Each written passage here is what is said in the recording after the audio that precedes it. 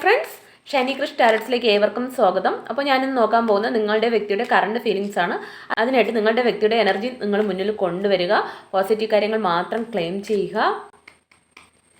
First of all, 7 of Wands, 10 of Wands, Knight of Wands, എല്ലാം wands ആണല്ലോ ഇന്ന്. 2 of Swords, 7 of Pentacles, 5 of Pentacles, Queen of Wands. Bottom of the deck വന്നിരിക്കുന്നത് 9 of Pentacles, Hermit, 2 of Pentacles. വ്യക്തിയുടെ current feelings ചോദിച്ചപ്പോൾ first വന്നിരിക്കുന്നത് 7 of Wands ആണ്. 7 of Wands എന്ന് പറയുമ്പോൾ ആ വ്യക്തി ഇപ്പോൾ പല സിറ്റുവേഷൻസിലൂടെ, അതായത് പല പ്രശ്നങ്ങളിലൂടെയും കടന്നു പോവുകയാണ്. 4 വശത്തു നിന്ന് അവർക്കിപ്പോൾ തിരിച്ചടി കിട്ടാൻ തുടങ്ങിയിട്ടുണ്ട്. അവർ പ്രതീക്ഷിക്കാത്ത സ്ഥലത്ത് നിന്നെല്ലാം തിരിച്ചടി കിട്ടാൻ തുടങ്ങിയിട്ടുണ്ട്. അതുകൊണ്ട് തന്നെ അവർക്ക് ഒരു പേടിയുണ്ട്, ഇനി എന്താണ് സംഭവിക്കുന്നത് നല്ല പേടിയുണ്ട്. അതുമാത്രമല്ല, മാനസികമായും അവർ കുറച്ച് പല സ്ഥലത്തു നിന്നും പ്രശ്നങ്ങളും വിഷമങ്ങളും വരുമ്പോൾ എന്താവെന്ന് വെച്ചാൽ നമ്മൾ വളരെ തളർന്നു പോകും. ആ ഒരു അവസ്ഥയിലാണ് നിൽക്കുന്നത്. കുറച്ച് പേർക്കൊക്കെ ജോലി സ്ഥലത്തുള്ള പ്രശ്നങ്ങളായിരിക്കാം, അതും അവരെ ഡിസ്റ്റർബ് ചെയ്യുന്നുണ്ടാവാം. അതുകൊണ്ട് തന്നെ ഈ ഭാരം എല്ലാം ഒന്ന് ഇറക്കി വെച്ചാൽ മതിയെന്നാണ്. കാരണം ഇവിടെ 10 of Wands ആണ്. 10 of Wands എന്ന് പറയുമ്പോഴേ ഒരു എൻഡിങ് ആണ്. അതായത് അവരുടെ ആ പ്രശ്നങ്ങളെല്ലാം എൻഡ് ചെയ്ത് ആ ഭാരം എല്ലാം ഇറക്കി വെച്ച് ഒന്ന് ഫ്രീ ആയി നിങ്ങളുടെ അടുത്ത് വരണമെന്നാണ് ആഗ്രഹിക്കുന്നത്. കാരണം ഇവിടെ നൈറ്റ് ഓഫ് വാൺസ് ഉണ്ട്. നൈറ്റ് ഓഫ് വാൺസ് എന്ന് പറയുമ്പോഴേ വളരെ ഫാസ്റ്റ് ആയിട്ടുള്ള ഒരു ആക്ഷൻ, അതായത് നിങ്ങളുടെ അടുത്തേക്ക് വളരെ ഫാസ്റ്റായിട്ട് എത്തണമെന്നാണ് അവർ ആഗ്രഹിക്കുന്നത്. നിങ്ങളെക്കുറിച്ച് ഓർക്കുമ്പോഴാണ് അവർക്ക് അത്രയും ഒരു ഹാപ്പിനെസ്സും ഒരു ഹീലിങ്ങും ഒക്കെ അവർക്ക് കിട്ടുന്നത്. കാരണം ആൾറെഡി പല പ്രശ്നങ്ങളിലൂടെ കടന്നു പോകുന്നുണ്ട്. നിങ്ങളെക്കുറിച്ച് ഓർക്കുമ്പോൾ അവർ വളരെ ഹാപ്പി ആവുന്നുണ്ട്. അതുകൊണ്ട് തന്നെ നിങ്ങളിലേക്ക് വളരെ ഫാസ്റ്റായിട്ട് വരണമെന്ന് അവർ ആഗ്രഹിക്കുന്നുണ്ട്. ഉത്തരവാദിത്വത്തോടെയും റെസ്പോൺസിബിലിറ്റിയൊക്കെ നിൽക്കണമെന്ന് അവർ ആഗ്രഹിക്കുന്നുണ്ട്. വളരെ ഫാസ്റ്റായിട്ടുള്ള ഒരു ആക്ഷനാണ് ഇവിടെ കാണുന്നത്. നിങ്ങളെ അത്രയും അവർ മിസ് ചെയ്യുന്നുണ്ട്. പ്രശ്നങ്ങളുടെ എല്ലാറ്റിൻ്റെയും നടുവിൽ നിങ്ങളെക്കുറിച്ച് ഓർക്കുമ്പോൾ അവർക്കൊരു സ്മൈൽ വരുന്നുണ്ട്. നെക്സ്റ്റ് വന്നിരിക്കുന്നത് 2 of Swords ആണ്. 2 of Swords എന്ന് പറയുമ്പോൾ ഒരു ചോയ്സിൻ്റെ കാർഡാണ്. അതായത് 2 സിറ്റുവേഷനിൽ അവർ പെട്ട് നിൽക്കുകയാണ്. മേ ബി കുറച്ച് പേർക്കൊക്കെ ജോലി സ്ഥലത്തുള്ള കാര്യങ്ങളായിരിക്കാം.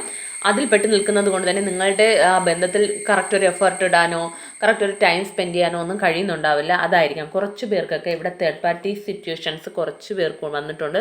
3 of Pentacles വന്നിട്ടുണ്ട്. കുറച്ച് പേർക്കൊക്കെ തേർഡ് പാർട്ടി സിറ്റുവേഷൻ ഉണ്ടെന്ന് ഉറപ്പുള്ളവർക്ക് അങ്ങനെയുള്ള സാഹചര്യങ്ങൾ പെട്ട് നിൽക്കുന്നതും നിങ്ങളുടെ ബന്ധത്തിൽ ഒരു പ്രശ്നമായിട്ട് ഒരു എഫേർട്ട് ഇടാൻ കഴിയാതെ, ഒരു ചോയ്സ് എടുക്കാൻ കഴിയാതെ അവർ നിൽക്കാൻ ഒരു കാരണമായിരിക്കാം.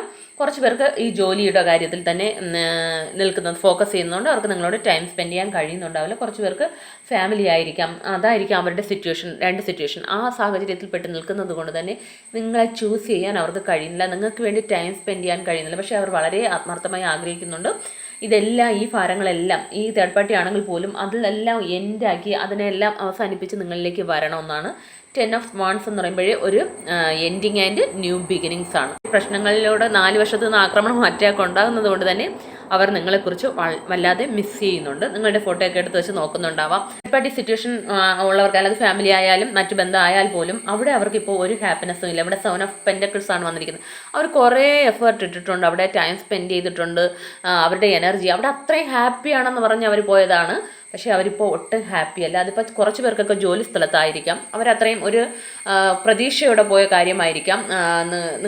നിങ്ങളെക്കാളും സ്ഥാനം കൊടുത്ത് പോയിട്ടുണ്ടാവാം.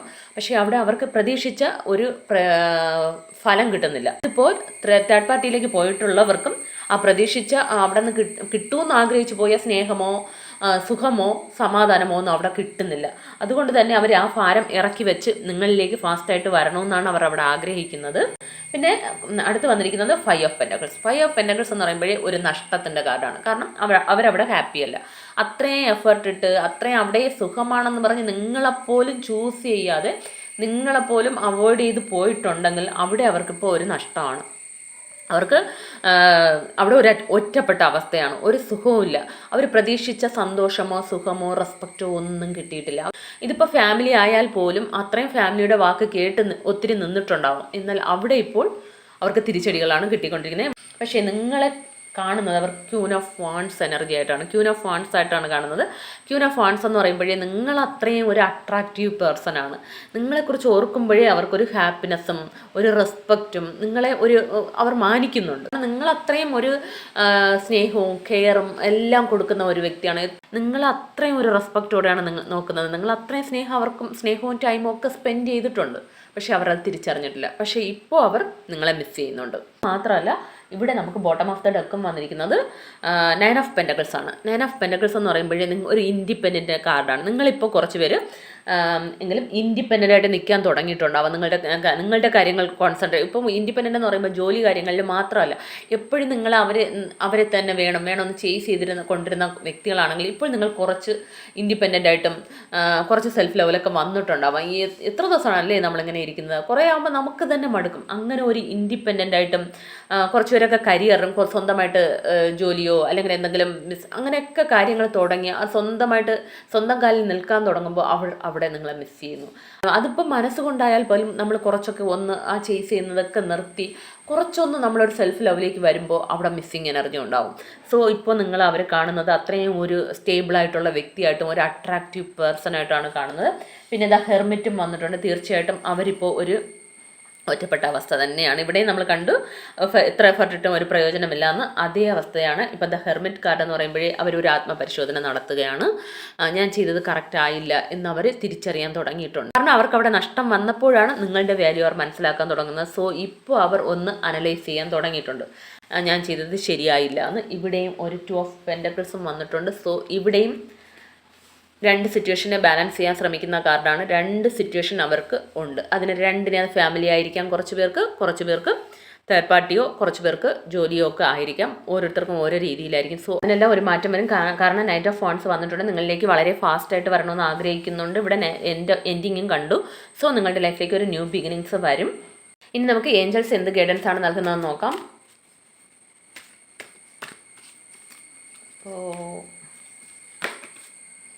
unlikely within the next few weeks നേരത്തെ വന്നിട്ടുണ്ടായിരുന്നു ഈ കാർഡ്. Remain positive.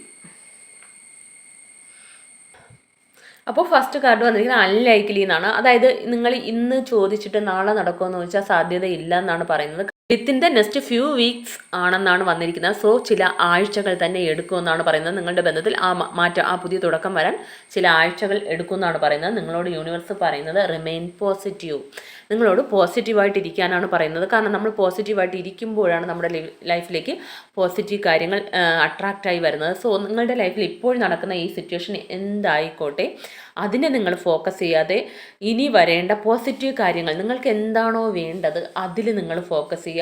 അതിനു വേണ്ടി നിങ്ങൾ മാനിഫെസ്റ്റ് ചെയ്യുക. പിന്നെ നിങ്ങളുടെ മൈൻഡിനെ കുറച്ച് മെഡിറ്റേഷനൊക്കെ ചെയ്ത് ഒന്ന് കാമായിട്ട് വച്ചിരിക്കുമ്പോൾ തന്നെ നിങ്ങളുടെ ലൈഫിലേക്ക് പോസിറ്റീവ് വരും. നിങ്ങൾക്കും പോസിറ്റീവായിട്ട് ഇരിക്കാൻ പറ്റും. പോസിറ്റീവ് കാര്യങ്ങളും അട്രാക്റ്റ് ആവും. അപ്പോൾ ഇതിലുള്ള പോസിറ്റീവ് കാര്യങ്ങൾ മാത്രം ക്ലെയിം ചെയ്യുക. ഇതൊരു ജനറൽ റീഡിംഗ് ആണ്. അപ്പോൾ എല്ലാവർക്കും നല്ലൊരു ദിവസമായിരിക്കട്ടെ. Thanks for watching.